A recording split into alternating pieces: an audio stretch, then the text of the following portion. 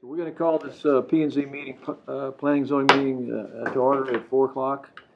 The first thing we have on the agenda today is approval of the minutes, meeting minutes from the April 2023 meeting.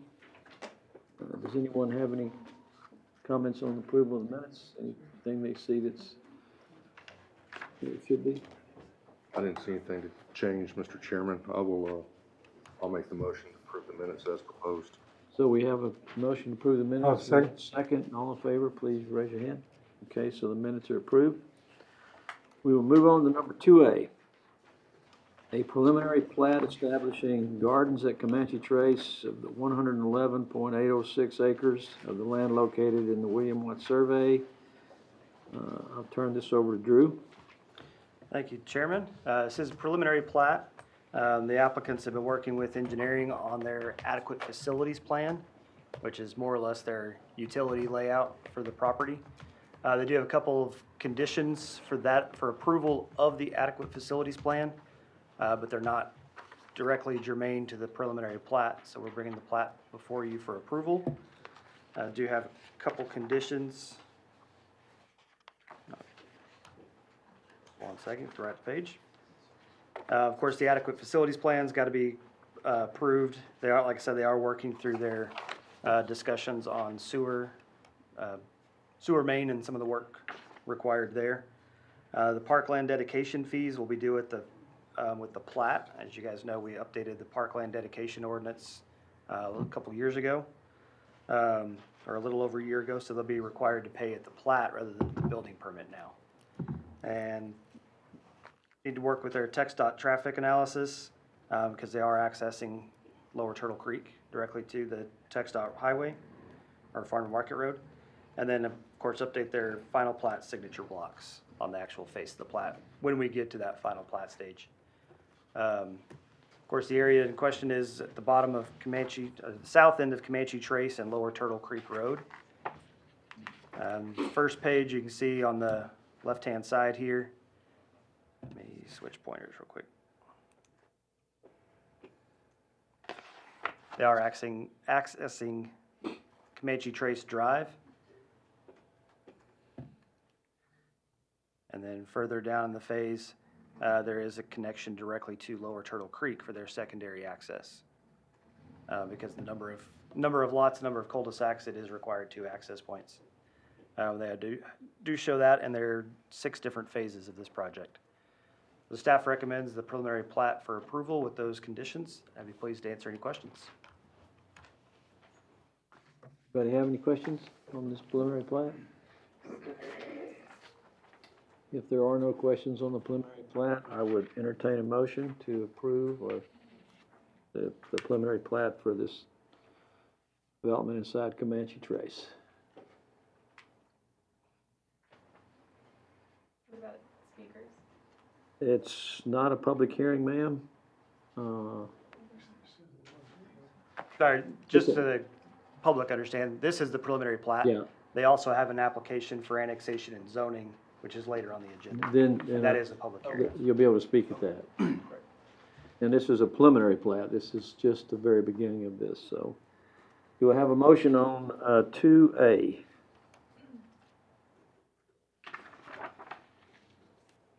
I'll make a motion to approve 2A as presented. Okay, I have a motion to approve 2A as presented. I'll second. We have a second. We have a motion and a second. Any questions before we vote on this, guys? No, I'm good. I can see it here, what I was looking for. So. Okay, have a motion and a second. All in favor, please raise your hand. Okay, so the preliminary plat is approved. Now we're getting into the public hearing phase. You want 3A? Drew, you want to start us with this? Yes, sir. It's an ordinance to change zoning from RM residential mix to PI public and institutional on a 15.92 acre tract of land situated in Kerr County, more commonly known as 199 Spur 100. This property, again, is zoned RM. They're requesting PI, public and institutional. With that, I'll turn it over to the applicant, and then I'll go through my full staff report after the applicant speaks. Okay.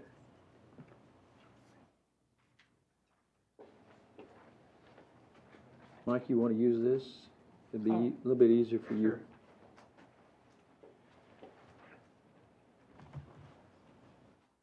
Mike Wellborn, Wellborn Engineering and Surveying, 631 Water Street. So this is the property purchased by the county for the Kerr County Animal Services Facility. And one of the first steps on this is meeting with the city, Drew in particular, is about changing the zoning to be anything used for government use to be public and institutional. So this is the first step before we go forward with the civil engineering plans and plat for this property. Also looks like Commissioner Kelly's here, if he wanted to say anything. If you have any questions for me. Anybody have any questions for Mike on this before we get into the public hearing? Anybody have any questions for Judge Kelly? All right, we'll let Drew do what he wants to do, and then we'll open the public hearing. As Mr. Wellborn mentioned, the property is, they're requesting to zone it to PI. As you can see, all the adjacent properties are also zoned public and institutional. The use itself for the animal control, animal shelter facility is allowed in the current zoning district as a public use. It's allowed in any zoning district, but for better consistency and better information for the public, when they look at the zoning map, would see that this area is not residential, but indeed public and institutional. So they did want to go ahead and go with that request and to zone it PI. With the public use, it is consistent with the Kerrville 2050 plan. Again, the adjacent zoning is RM. Traffic impact would be determined upon the final project. Obviously, they do have ample room for parking, and they do have access both on Spur 100, or they have the option of accessing to Highway 27 through Kerr County Road and Bridge, the adjacent county property. Depending upon their final design, they've got either option. And staff recommends the case for approval based on those conditions, or excuse me, based on the consistency with the Kerrville 2050 plan. Be pleased to answer any questions before or after the public hearing. Before I open the public hearing, if there is someone that wants to speak on 3B, I do not have any speaker forms filled out. If you're here to speak on 3B, could you go out into the lobby there, and if you have filled out one, please turn it in. All right. So we'll open the public hearing on 3A, and I do have a couple of speakers signed up to speak. Diane Meeker DeBarros.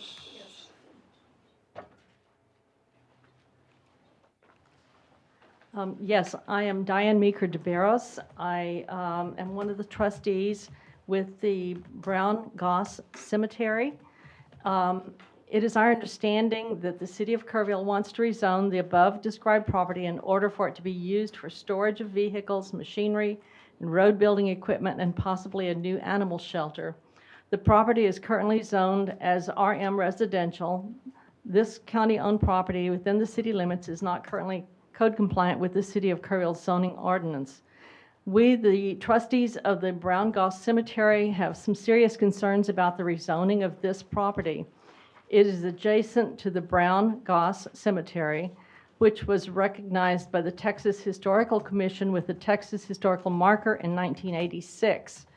After more than a year of working with the Texas Historical Commission, the Brown Goss Cemetery was designated a Texas Historic Cemetery in January of 2022. And in November of 2022, in cooperation with the Daughters of the Republic of Texas, Joshua D. Brown and his wife Sarah Jane Goss Brown were officially honored with plaques on their graves at the cemetery, recognizing their roles in the Republic of Texas. A little background information: many people in Kerrville don't know who Joshua Brown was, because we have nothing here that is named after him that gives any indication that he was important to us, but he was. Joshua D. Brown is the founder of Kerrville, Texas. In the late 1840s, Joshua left Gonzales, Texas, and arrived in what is now downtown Kerrville. He established a cypress shingle-making mill. In 1856, Kerr County was officially established. Joshua's wife, Sarah Jane Goss Brown, and her parents and siblings had joined him here. He donated 4 acres to become the town site of Kerrville. part of Joshua's vast property included what is now the VA hospital grounds, the Kerrville National Cemetery, and the location of the Brown Goss Cemetery. Joshua D. Brown and Sarah Jane Goss Brown are buried there along with many of their descendants. In addition, it is the final resting site of many of their neighbor families who settled the area along Spur 100 and between the VA hospital and the airport.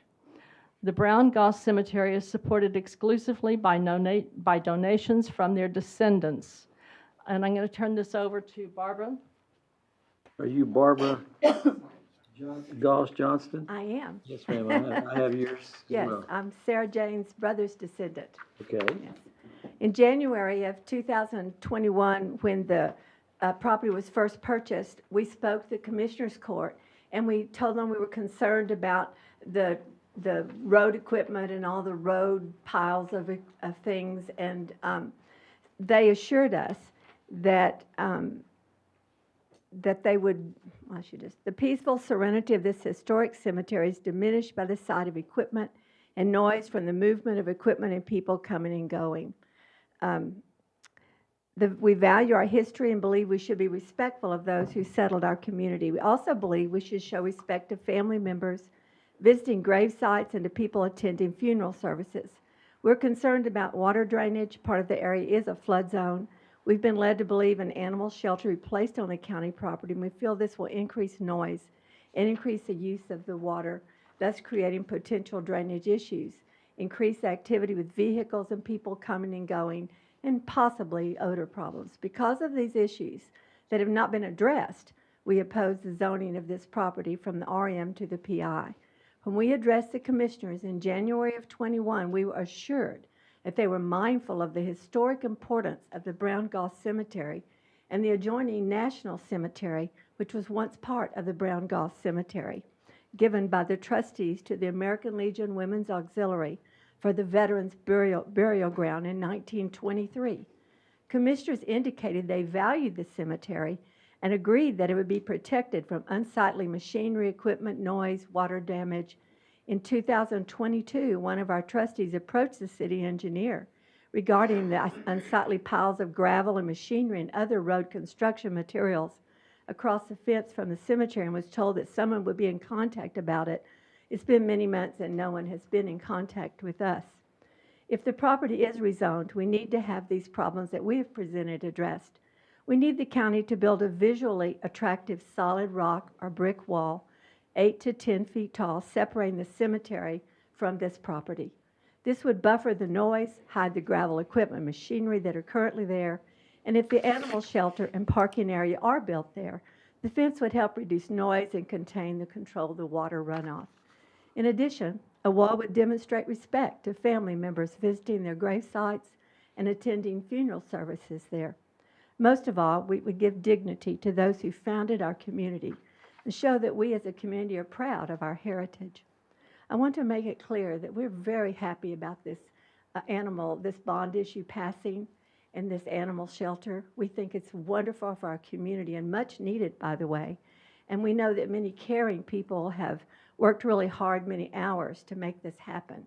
And we're not against the animal shelter. We just want to be respectful so that we have some way to block the sight of the cars and the building. When you're out there, if you go and visit, it's very peaceful. Family members have worked hard to donate money to keep it up. It's all family donated. And we as a community should be proud of our heritage. And we thank you for considering our concerns. Thank you, ma'am. You're welcome. Drew, can you put the map back up of showing the cemetery in reference to this property? See this, the one before?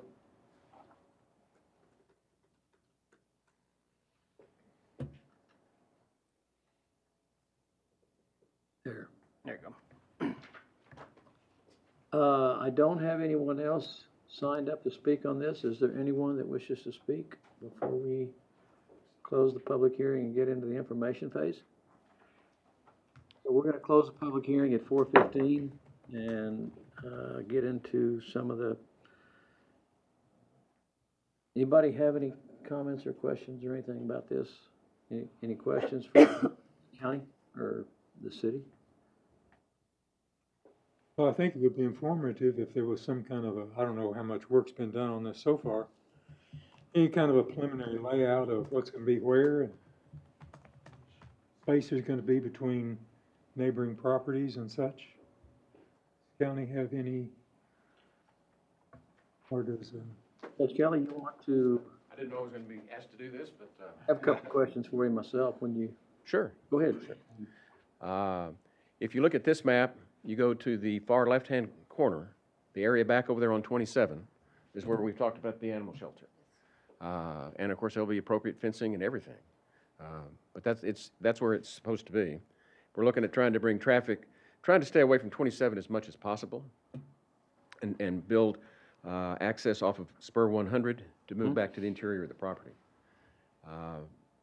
When we originally bought the property, we had planned to expand Road and Bridge Yard back in, and if you look right down the center of it is where that swale is that moves into the floodplain.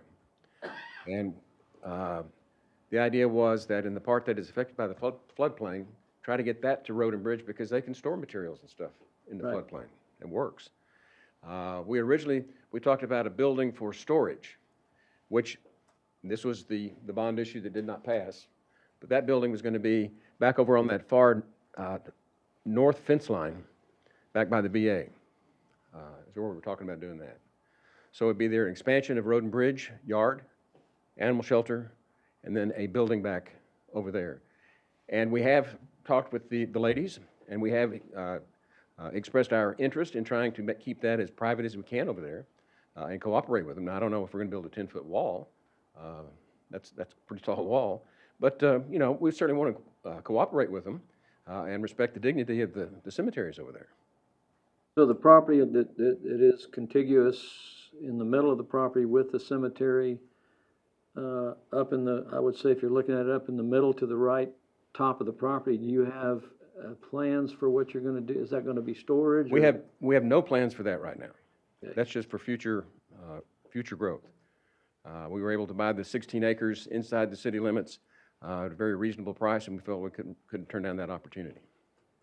But where we are now is ready to go ahead and start finalizing the plans for the shelter and begin the dirt work. And the shelter will be up in the upper left-hand corner, separated from this cemetery by the rest of the property? Yes, that's the current plan.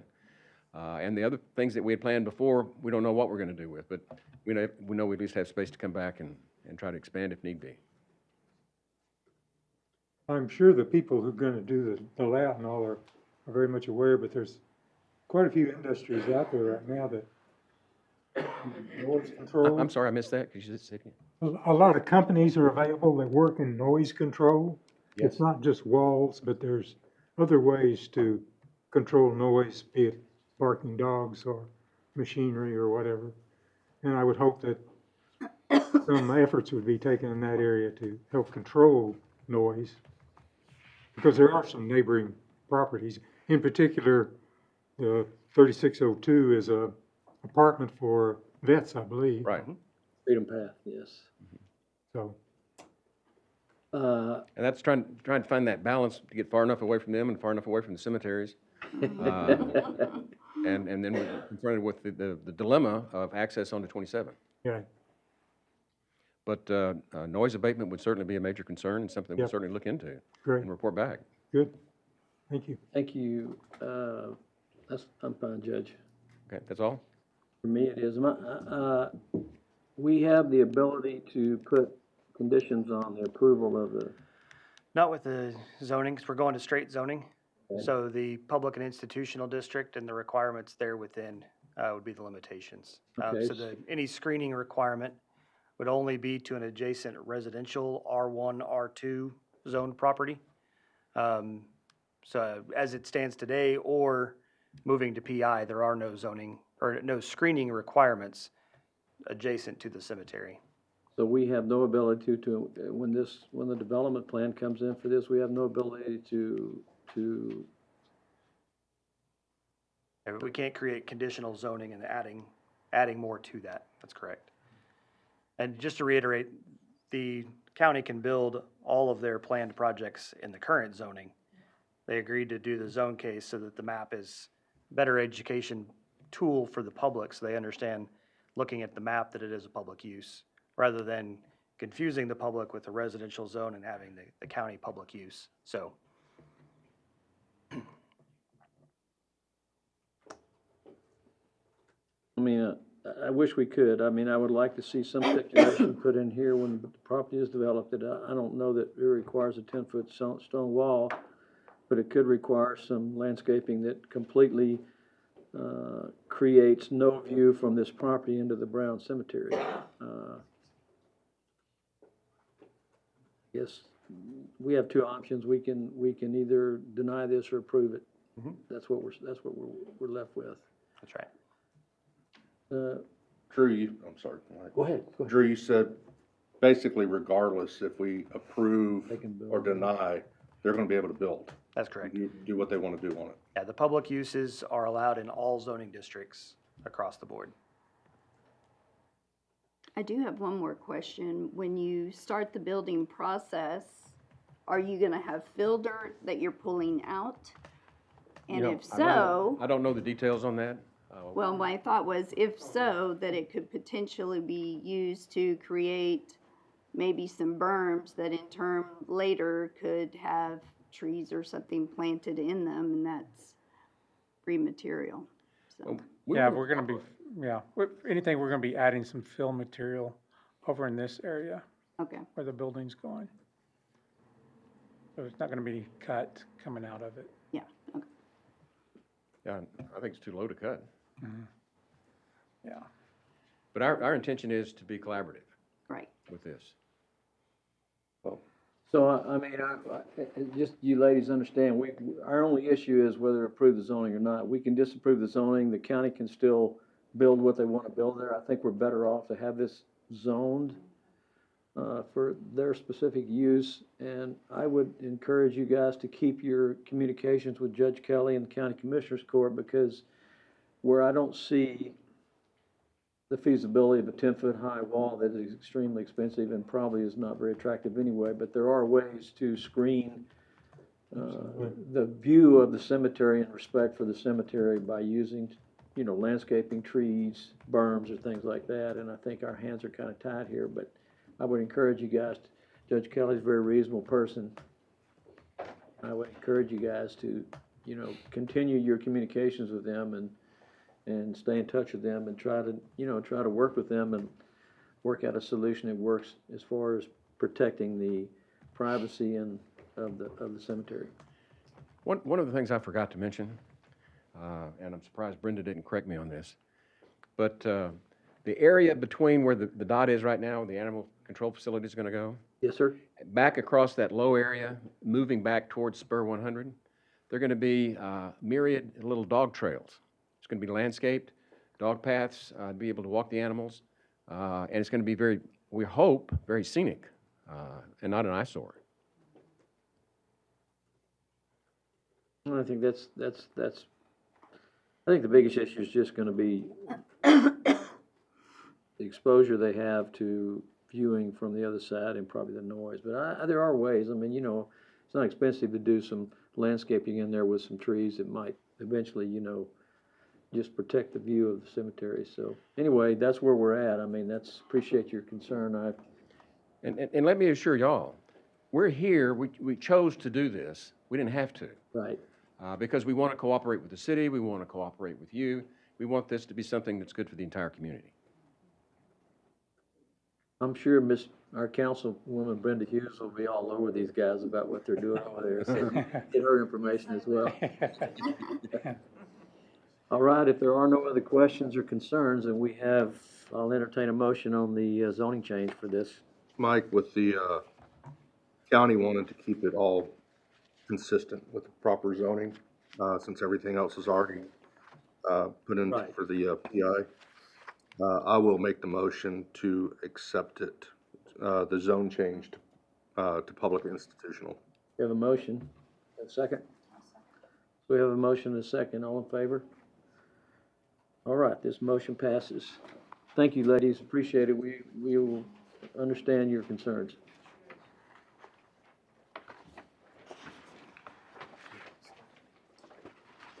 All right, we're gonna move into 3B. annexation into the city of Kerrville, 111 acres in the William Watt survey and the William Cook survey. So I'll let you, we'll hear the particulars before we get into the public hearing phase. All right, thank you, Chairman. This is an ordinance to annex into the city of Kerrville's incorporated city limits with the zoning classification of R2, 111.806 acre tract of land out of William Watt Survey and the William T. Cook Survey, the intersection of Comanche Trace Drive and Lower Turtle Creek Road. Again, this is the preliminary plat that we looked at the beginning of the meeting. This is adjacent to Comanche Trace, adjacent to an existing, two existing county subdivisions and Lower Turtle Creek. So they are requesting the annexation and the R2 zoning. And with that, I will turn it over to the applicants. Do you have anything to add? Applicant?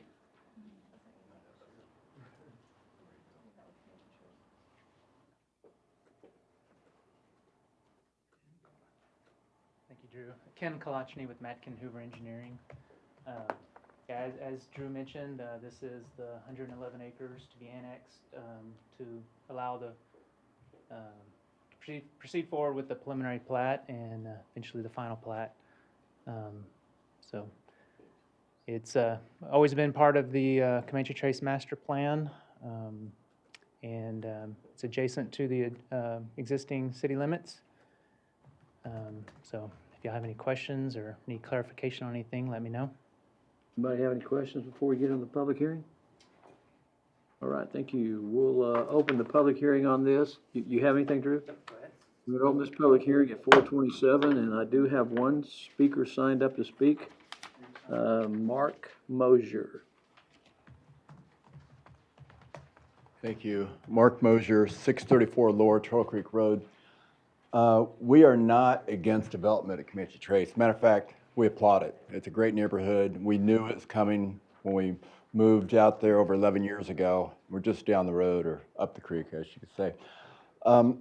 This road has a history. On many maps, it's deemed a scenic route. And on Saturday morning, sometimes we sit on our porch and watch. We have about a quarter mile of Turtle Creek frontage and some on Deer Park also. We watch the car clubs. It used to be bicycles when it was a safer road. Not so many bicycles now, a lot of motorcycles. And there are speed limits out there, and they're usually not abided by from a lot of people.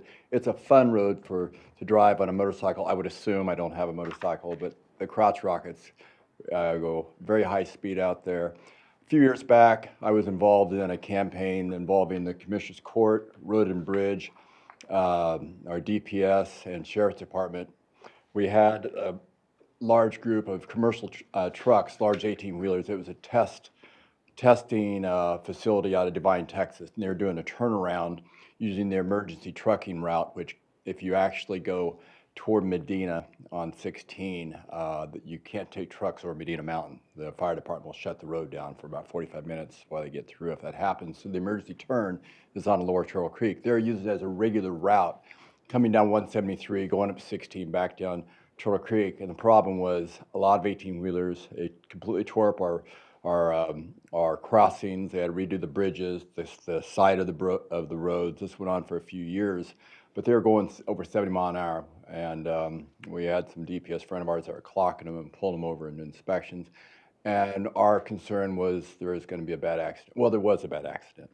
And as it involved one of their trucks, and fortunately, he was seriously injured. He'll never drive again, but he was not killed. And that ended it. We're here because of safety. When I saw that access coming through, I'm like, oh my gosh. I was talking to MERS office, and I ended up talking with our local DOT. And they explained to me about the visual. You have to see different directions, but that's assuming they're going to be driving the speed limit, which people do not. I know that's a simple answer, but we've had fatalities out there before. I know of 3 of them in the last 11 years, and there will be more. And there's culverts on both sides of this access. Maybe that's why they don't do the turn in, turn out lanes, which helps a little bit. You're already going a little faster. When you come off the road, a little faster when you go on the road. That's why they have them on interstates. That's why they have them on their other access in and out of Comanche Trace. And they don't have that type of turnout here. They started using that access immediately. And the DOT, local DOT told me that they had to clean out all the trees so they could have that visibility, and they weren't doing that. And I called again. I'm just scared somebody's gonna get killed. That's gonna happen. I just wanted to go down and warning you, you know, it's gonna happen. Now, I don't know what the answer is. I'm not a road and bridge expert. And I know there's the visibility is inadequate right now, according to what the DOT told me. It should be. But I don't know. I mean, I just hate to see it take a fatality to put a light out there or change the lanes where they access in and out. I'd love to see that if that was a choice. I think it is. It might mean a little more dirt work, but right now it's a problem. It's going to be a problem. Thank you. Appreciate it. Have another speaker, Steve? Chris? Gillis? Childs? Yes, 845 Lower Turtle Creek Road. I live, our ranch is just directly at the end of Comanche Trace Drive. And I'm for the new road that's already been adopted. My question is the public safety of the access coming off of Comanche Trace Drive onto Lower Turtle Creek Road. That's a blind curve.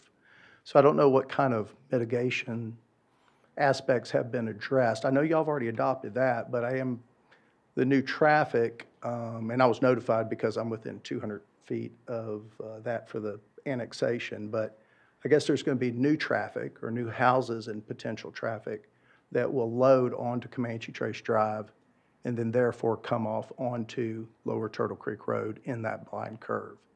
So I don't know TxDOT's mitigation. I think I can answer your question Okay. because this is the preliminary plat we approved, the annexation we have up for approval right now. As one of the conditions of the preliminary plat, there will be a TxDOT study. Okay. And TxDOT is charged with studying the traffic impact this development will have, because I can tell you, I live in Comanche Trace, and we don't have a turn lane coming off of 173 to get into Comanche Trace, and we have been talking to TxDOT for 10 years. Right, I know. And TxDOT has told us that we have somewhat of a curve that they don't yet see a reason, and to put a turn lane in, and we've always thought it's gonna take a wreck where somebody is killed before we're gonna get that, or a light. But they will do a traffic analysis study on that road, and they will come up with recommendations of what they believe the road will require to approve any final plat, any development. And I think that's part of the conditions the city put on it before any final plats are approved. And that is their charge. Their charge is to do a traffic analysis study, look at the blind spots, look at how much traffic is gonna come on and off. They're going to make a recommendation whether the road needs to be widened, whether there needs to be a turn lane. And we have no control over that. The city has no control over that. So, Right. That traffic analysis study will be done, and correct me if I'm wrong, Drew, but we will be able to have that before we approve any final plats. Is that? We don't always get the traffic impact from TxDOT because they are approving the traffic impact analysis and the conditions and improvements that need to be made. Those improvements are incorporated into the final plat, but we don't typically see the TIA. But I mean, their recommendations will come. Yes. Yes, before we That's approve correct. any final plats. And that's really the best we can do. We deal with that already in Comanche Trace coming in from the front. And, you know, we've got some other development looking at on 173, and it's going to require the same. These are TxDOT roads, and they have control of that. So Right. I can only hope that when this comes up, that we get some, I think the road will require some improvements done. Well, something to I hope mitigate so. that. Yeah, the developer says that they're going to run some construction trucks instead of coming in the front off of 173, but trying to put some of that traffic here back on Lower Turtle Creek Road that doesn't exist now. So that's going to really change a lot. But we've known about Comanche Trace Drive for 20 years. We encourage it. We're happy to go up to the club to eat and do things, but we're not against it. I just want to make sure that the mitigation of the health, safety, and welfare of the community is looked after. Yeah, I think all of us want that. Okay, very good. Thank you very much. Bet. I don't have any other speakers signed up. Would anyone else like to speak? Yes, sir?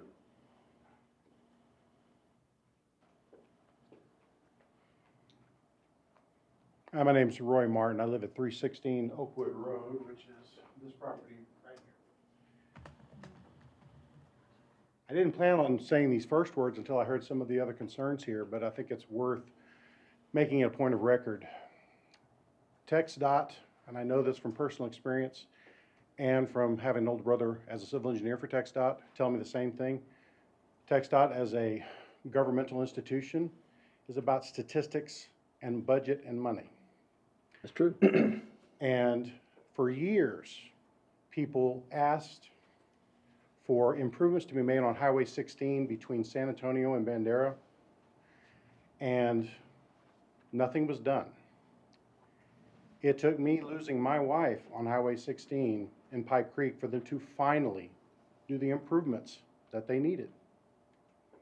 And it was headline news on all 3 networks in San Antonio, and it made TxDOT look really bad.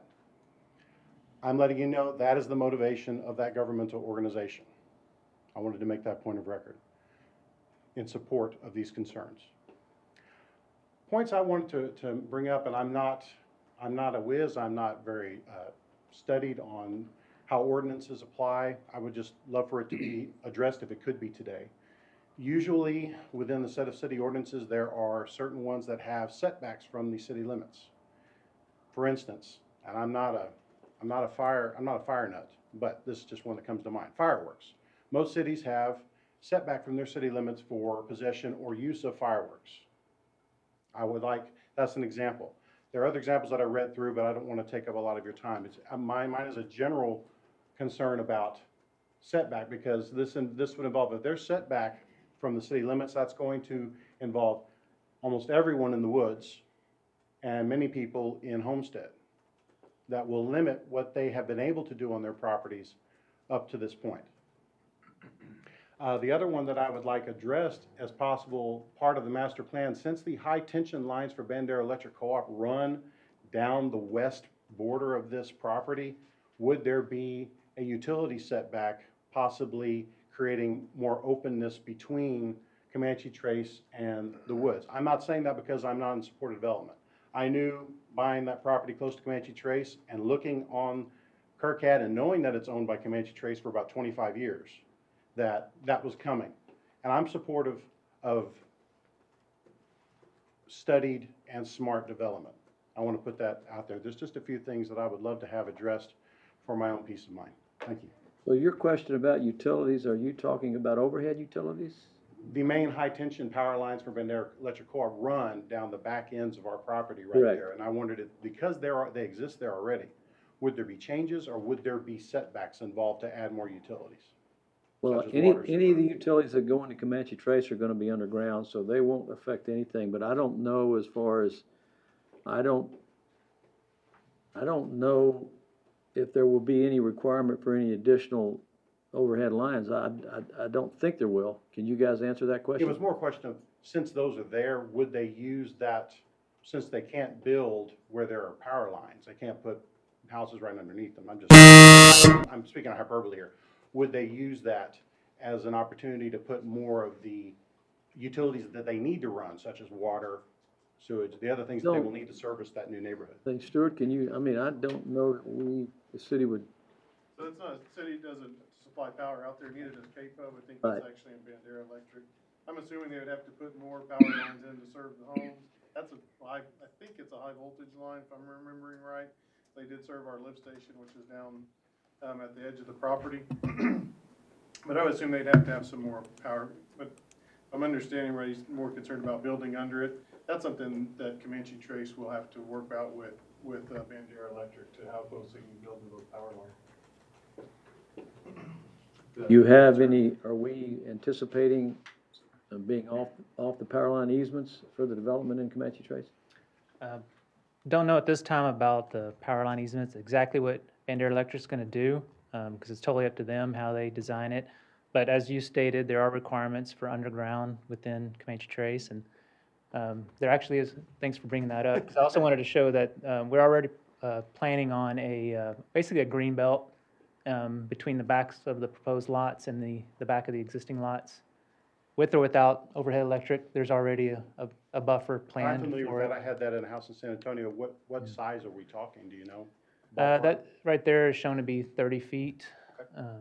So, which is, a lot of times, 28 feet is what they use for the three-phase overhead lines. And there is an existing overhead line that kind of cuts through this corner and goes out to Lower Turtle Creek Road. And from there, that line that goes and serves the lift station that Stuart was talking about is underground. So that's an example of how some of it's already been taken underground. I don't think any, I don't think any of the water and sewer lines are coming from the backside. Well, I know at one point Comanche Trace approached the managers of the Woods Water Supply about tapping into the water, and they said, no, we own it. That was years ago. Yeah, I don't think that, the owner of Comanche Trace is here, so I think that, They just said, no, we'd like to keep our water. But the only other one is just if someone could address the ordinances and how they would apply once the city limits is literally running right down the back of our. well, that would be something for the city. That's really not, that's not what we're charged with, you know, our decision here today. It's just about annexation, but that's something you could talk to the city about, because I'm not sure how that, extending the city's property line out there is gonna affect anybody outside of the city. So off the top of my head, I'm not aware of any ordinances that have a setback. You're already in the extraterritorial jurisdiction, so that doesn't change, at least not for this subdivision. But I'm not aware of any of our ordinances that we extend out into the ETJ for that, so. Any other speakers? Yes, sir? Round two. You made the DOT comments after I spoke, so I have to say a few Sure, things. sure, I sure. spent 10 years volunteering for the city and county, and I worked with the DOT directly. And to echo what he said, it's hard to get movement. They're short-staffed. There's a major shake-up turnover since COVID, and it's difficult. If they could check a box, move on, they will. So I recommend or beg that you become more of a squeaky wheel to get awareness what's really going on. I did speak directly a couple times with local DOT rep, and he said that they had approved that already if they have the visibility each way. And it wasn't very far. It's like 300 feet, which means they have to cut the trees down there. I mentioned that earlier. They hadn't done that, and they're already using it for construction, which worried me. But just drive it sometimes. If everybody drove 30, it'd be okay maybe, but they don't. And you can take that 70. I know it. I've seen people do it. And the crotch rockets do it at 100, but that's another story. They're going to get killed anyway, probably. But it's a dead man's curve. And unless they do something, put in a turning lane or high-speed exits in and out, it's going to be a problem. And I would not put all your faith that the DOT is going to work it all out. I'd be surprised. Well, I'm not saying that I'm putting my faith in the DOT, but what I'm saying is that's a DOT road. And no one can make them do, you know, anything that they don't feel like is necessary for them to do. And we can't penalize a developer or property owner because of what DOT does or doesn't do. What about internal designs into the property that feed onto the road? That would make it safer. Well, I'm pretty sure that anything that's outside the property line of Comanche Trace is not subject to what we can do. Right, that's Right. more germane to the plat, but to the point, it'd be TxDOT requirement. Anything outside of TxDOT right-of-way into the development is standard city specs. Right. So, and they've shown an indication of meeting those. Obviously, they've got to go through their civil design and the TIA. So we won't be able to answer those questions until they've worked through that with TxDOT. This is the first, you know, approval of the preliminary plat and the annexation is the first step in a process that we'll still have to come back with the engineering and final plat approval, and we'll get an opportunity to review everything. And Thank you. My only goal is awareness of safety. sure, That's all. Thank you. trust me, I can tell you, Comanche Trace residents fully understand that. Is there anyone else who wants to speak? Yes, sir. My name's Harold McDaniel. I live at 304 Oakwood Road. The two primary concerns I might have is drainage and traffic through our subdivision. When they built Homestead, they changed the drainage to our area because it's above us. And a lot of the homes that were existing there all of a sudden started flooding because of the development of Homestead. I would like to be assured that whatever they do here isn't going to change our flood zone or flooding in our area because of the development. And second is to be concerned that I'm sure coming out Comanche Trace's main entrance to go way back here is a pretty good little slow drive. It might be easier to come out 173 all the way to the woods and cut through our area to go to those back houses. I'd like to see our traffic not increase because of this development. And that's about all I have right I now. understand what you're saying. That's one of the beauties of having this property annexed into the city, because once it's annexed into the city, it has to go through the plating process, and the developer and the city have to do proper drainage, proper mitigation of anything any water, anything that has to be done. So from that standpoint, it's better for everyone in the area to have it in the city. As far as the traffic goes, I'm assuming that your road that comes through there, if it comes in from one side and out the other, is a public road. Is that correct? Correct. And this will be a public road when it goes through Comanche Trace to the back. And just like any other public road, we don't really have, the city has, or not even the county has control over who drives that road. So I don't know what's going to happen in the future with traffic. It's just, that's where it's development. So I wouldn't anticipate there being a lot of people that are going to drive out and go through the wood to go somewhere, because I think that's probably an inefficient way to do it. But there's no guarantees on anything. We deal with what we deal with. So, all right. Anybody else before we close the public hearing? Okay, I'm going to close the public hearing at 4:47. Guys, y'all have any questions for the developer or before we vote on the annexation?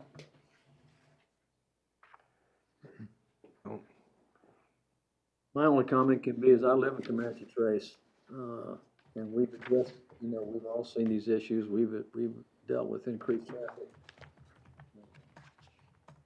Ownership changed hands a little over a year ago in Comanche Trace, and the new developer is a lot more in tune to the people that live there and the people that live in the area than the previous owners were, who were somewhere up north somewhere. So my feeling is that as this thing gets developed, that all these things will really be thought out very carefully. With that being said, I'll entertain a motion on the annexation on 3B.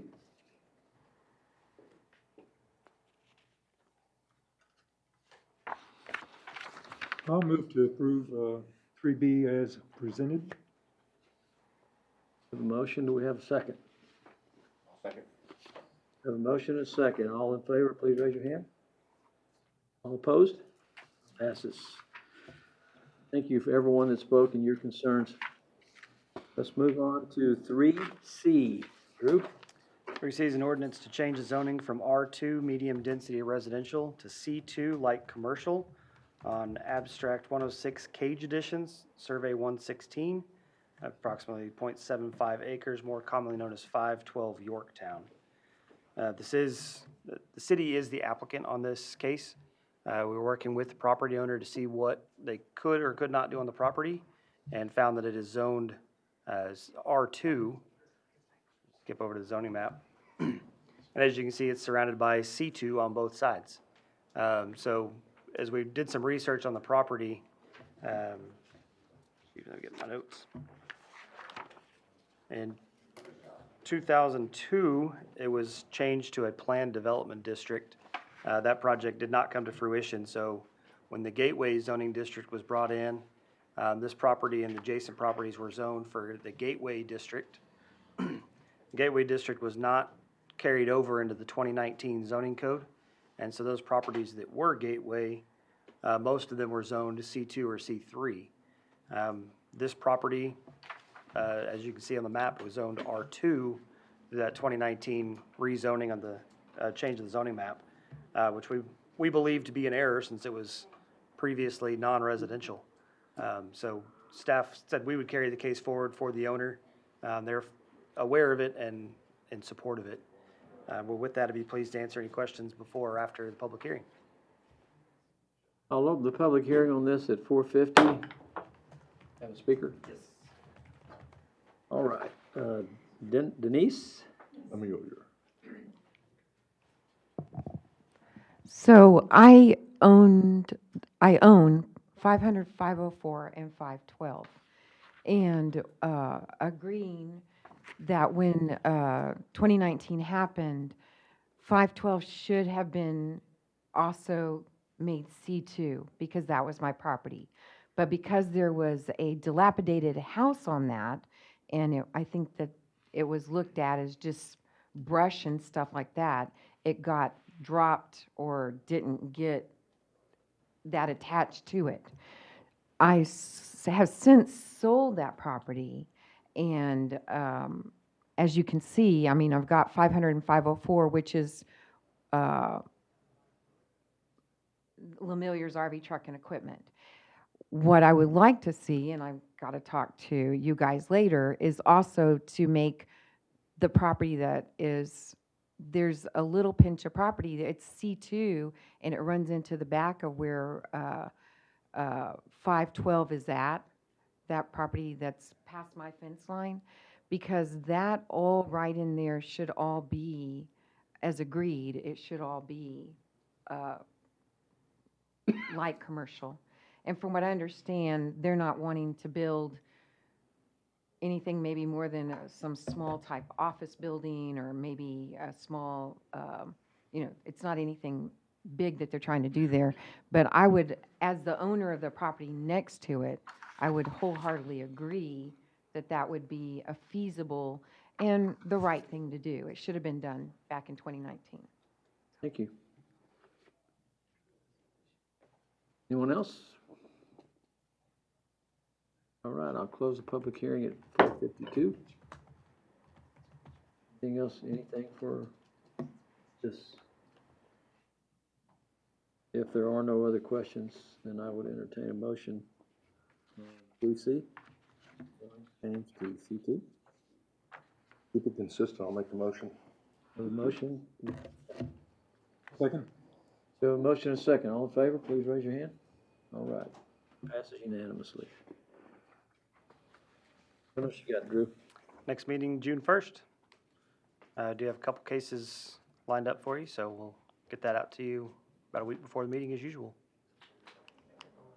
All right, if you guys don't have anything else, then I will adjourn this meeting.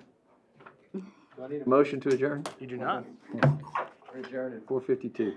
Powers of the chair.